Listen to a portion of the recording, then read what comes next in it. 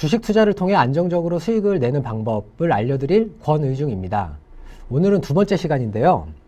지난 시간 목차를 보시면 아시겠지만 이번에는 기술적 분석부터 설명을 해드리도록 하겠습니다. 기술적 분석이라고 하면 벌써부터 머리가 아파오시는 분들이 상당히 많으실 거예요. 차트를 어떻게 봐야 할지 고민이 많으실 텐데요. 사실 차트를 보는 방법은 기본적 분석보다 더 쉽습니다. 일단 제가 몇 가지만 설명을 드릴 건데요. 보시는 것처럼 하나의 이 길다란 막대기를 우리나라 말로는 봉이라고 하고 영어로는 양초를 닮았다고 해서 캔들이라고 합니다. 그래서 우리나라에서는 이러한 차트를 봉차트라고 하고요. 이 하나의 봉이 하루의 움직임을 의미하면은 일봉, 한 주를 의미하면 주봉, 한 달의 움직임을 나타낸다면 월봉이라고 얘기를 합니다. 그리고 파란색은 하락, 빨간색은 상승. 자, 이 정도만 아시면 누구나 쉽게 차트를 보실 수가 있으세요. 자, 지금 보시는 화면은 개별 기업의 그 차트인데요. 보시면 상당히 그 가격적으로도 그렇고 오랜 기간에 걸쳐서 하락을 하고 있습니다. 그런데 제가 가격과 기간을 다 삭제를 해놨습니다. 왜냐면 이 차트 보는 방법에서 가장 중요한 것은 지금이 싼지 비싼지를, 즉 가격적인 측면을 고려하는 것이 아니라 그냥 이렇게 딱 그림 보고 지금이 빠지는구나, 지금이 상승하는구나, 이 정도만 아시면 되기 때문입니다. 혹시 이 기업이 어떤 기업인지 아시나요? 이 기업은 자이아파트로 유명한 GS건설입니다. 이렇게 가격을 제가 말씀을 드리면 주식 투자하시는 분들이 가장 흔히 범하는 오류가 뭐냐면 10만원대도 넘어가던 종목이 지금 2만원대네? 야, 이거 완전 싸다, 사야겠다 라고 해서 매수를 하시고 그 다음부터 원하지 않는 장기 투자의 길로 빠지시게 되는 겁니다. 사실 저 같으면 이런 주식 쳐다보지도 않고요.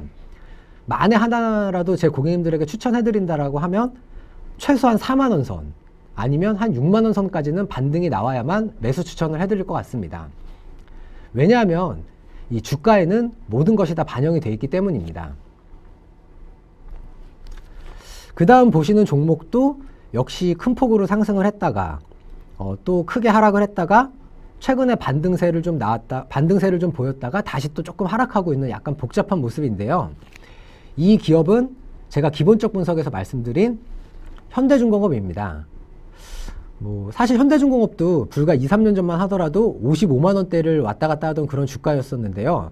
최근에 거의 반토막까지 빠졌습니다. 그렇지만 역시 저 같으면은 이 종목은 한 30만원에서 최소한 35만원 선 정도까지 반등이 나와야지만 매수하라고 말씀을 드릴 것 같습니다. 마지막으로 보시는 종목 역시 상당히 장기간에 걸쳐서, 그리고 또 가격적으로도 큰 폭으로 하락을 했다가 최근에 반등세를 좀 강하게 유지를 하고 있는 그런 모습인데요. 이 종목은 기본적 분석에서 제가 100% 내수주의이기 때문에 조금은 투자를 하지 말아야 되지 않나 라고 말씀드렸던 바로 SK텔레콤입니다. 그런데 이 SK텔레콤 차트에서 한 가지 주목하셔야 할 점은 뭐냐면은 바로 왼쪽에 보시면 2000년대 초반에 불과 4, 5만원 밖에 하지 않던 주식이 1년 만에 50만원까지 급격하게 상승했다는 것을 아실 수가 있습니다.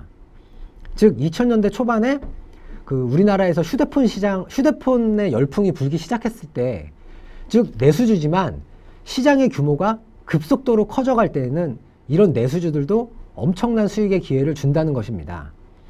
따라서 기본적 분석과 기술적 분석을 병행을 해서 주식에 투자를 해야 할 것입니다. 그런데 사실 개인 투자하시는 분들이 언제 기본적 분석하시고 기술적 분석하셔가지고 투자를 하시겠냐라고 많이 질문을 하시는데, 그래서 사실 저도 최근에 고객님들에게 많이 추천을 해드리는 상품이 바로 ETF라는 상품입니다. 이 ETF라는 상품은 보시는 것처럼 펀드인데 주식처럼 상장이 돼 있어서 실시간으로 매매를 할 수 있는 그런 특징을 가지고 있습니다. 참고로 저는 최근에 네이버 밴드 아시죠? 거기에 제가 월 5%씩 안정적으로 수익 냅시다 라는 이름의 밴드를 만들어서 기존 고객님들도 관리해드리고 있고 새로운 가망 고객님들께도 매매 타이밍을 서비스해드리고 있습니다. 만약에 ETF 투자와 관련하여 궁금하신 점이 있으시다면 제게 개별적으로 연락을 주시기 바랍니다. 자, 이제 마지막으로 리스크 관리입니다. 사실 리스크 관리는 본인만의 매매 원칙을 세워서 그것대로만 하는 것이 제일 쉽겠지만 이게 말이 쉽지 실제로 해보면 정말 어렵습니다. 그렇지만 지금까지 제가 영업을 하면서 경험했던 것들 중에서 공통적인 것들만 몇 가지 뽑아서 말씀드리도록 하겠습니다. 먼저 첫 번째는 현금 보유 비중의 조절로 리스크 관리를 하자입니다. 사실 주식을 사게 되면 경우의 수는 두 가지밖에 없습니다. 오르거나 내리거나.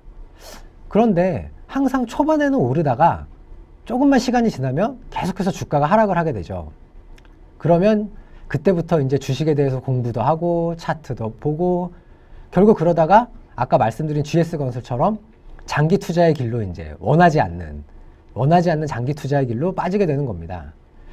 그리고 사실 이 개별 주식의 경우에는 조금만 그 손절매 타이밍을 놓치면 반토막이 나는 경우가 허다합니다. 그래서 저는 반드시 현금의 30%는 꼭 가지고 있으라고 말씀을 드립니다. 왜냐하면 반토막이 났다는 것은 예를 들어 100만 원 기준으로 70만 원 투자했을 때 반토막이 나게 되면 평가 금액이 35만 원이겠죠. 그때 나머지 30만 원 가지고 추가 매수를 하게 되면 이럴 때야말로 현금이 정말 빛을 발휘하는 순간이기 때문입니다. 두 번째로는 추세가 완전히 꺾였는데도 불구하고 매도를 못하겠다고 한다면 방금 말씀드린 ETF 중에서 코덱스 인버스라는 상품을 매수하시면 됩니다. 이 상품은 지수가 하락할 때 오히려 상승하는 그런 구조를 가지고 있기 때문에 하락장에서 상당히 유용하게 매매할 수 있는 그런 상품입니다. 마지막으로 저만의 매매 원칙인데요. 저는 일단 바닥은 그 누구도 모르기 때문에 양봉일 때만 매수하고요. 그리고 종가에만 매수합니다. 그리고 원하는 수익률을 달성하거나 또는 차트상에서 상승 흐름이 바로 꺾이면 매도를 해서 평가 수익을 실현 수익으로 전환을 시킵니다. 마지막 매매 원칙이 가장 중요한데요. 제가 판 가격보다 더 높다고 하더라도 흐름이 좋다라고 한다면 저는 종가에 반드시 매수를 합니다. 이상으로 시장의 규모에 의해서 주식을 골라보자라고 말씀드린 기본적 분석, 그리고 차트를 볼 때에는 가격적인 면을 절대 고려하지 말고 지금이 상승하는지 하락하는지 이렇게 그 흐름만 보자라고 말씀드린 기술적 분석, 그리고 마지막으로 리스크 관리까지 주식 투자를 통해서 안정적으로 수익을 낼 수 있는 방법에 대해서 말씀을 드렸고요. 마지막으로 모두 성투하시기를 바랍니다. 감사합니다.